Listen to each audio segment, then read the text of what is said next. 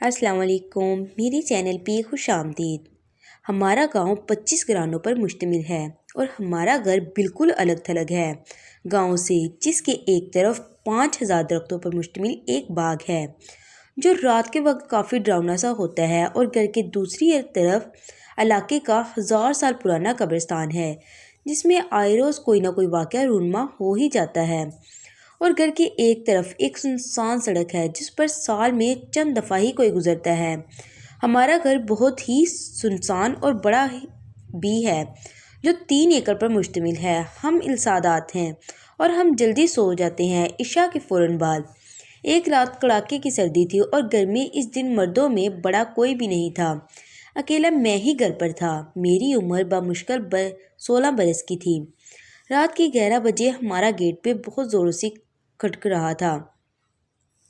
گھر والوں کا مجھ سمیت ڈر کے مارے برا حال تھا کہ کیا کیا جائے۔ بس درود وغیرہ جو مجھے آتا تھا اس وقت پڑھا اور ہمت کر کے گیٹ کی طرف بڑھا جو کافی دور ہے کمرے سے، اور بجانے والا مسلسل بجایا جا رہا تھا۔ دعاؤں کے ساتھ جب ڈر کے گیٹ کھولا تو باہر اس باغ میں رہنے والے 8 آدمیوں میں سے ایک تھا، اور وہ مسلسل ایک ہی سانس میں ڈر کے مارے کہے جا رہا تھا کہ اے اہل رسول، جلدی ہی ہمارے ساتھ چلیں۔ ہمارے ایک ساتھی کو کیا ہو گیا؟ اس پر عجیب اثرات رونما ہو گئے۔ میں جلدی اس کے ساتھ روانہ ہوا، سورہ یاسین پڑھ کر جو مجھے حفظ دی۔ وہاں پہنچ کر جب میں نے دیکھا تو میرے اوزان خطا ہو گئے۔ وہاں کے منظر کو دیکھ کر بمشکل میں نے اپنے حواسوں پر قابو کر رکھا تھا۔ دیکھا تو میں ان میں سے 2 لوگوں پر جنات نے اثر کیا ہوا تھا۔ وہاں موجود باغ کے مالیوں نے مضبوطی سے دونوں کو پکڑا ہوا تھا۔ جنات نے دونوں کے جسموں اور روحوں پر مکمل قبضہ کیا ہوا تھا۔ ان میں سے ایک کا جن بہت ہی طاقتور اور سرکش تھا۔ میں نے فوراً سورہ یاسین پڑھنا شروع کیا اور دیکھتے ہی دیکھتے جنات اور غصے میں آئے۔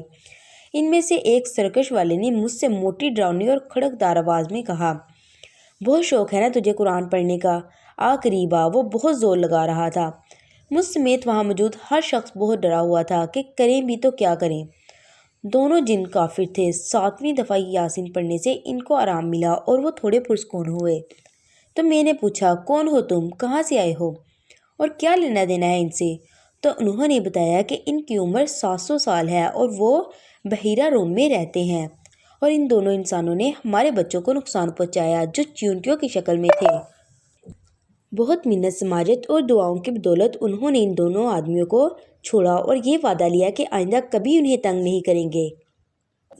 تقریباً 2 گھنٹوں کے بعد انہیں ہوش آیا، اور حیرت کی بات یہ تھی کہ انہیں کچھ بھی یاد نہیں تھا۔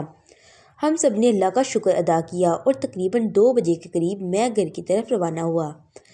میں یہ بات سوچے جا رہا تھا کہ سورہ یاسین میں بہت طاقت اور برکت ہے۔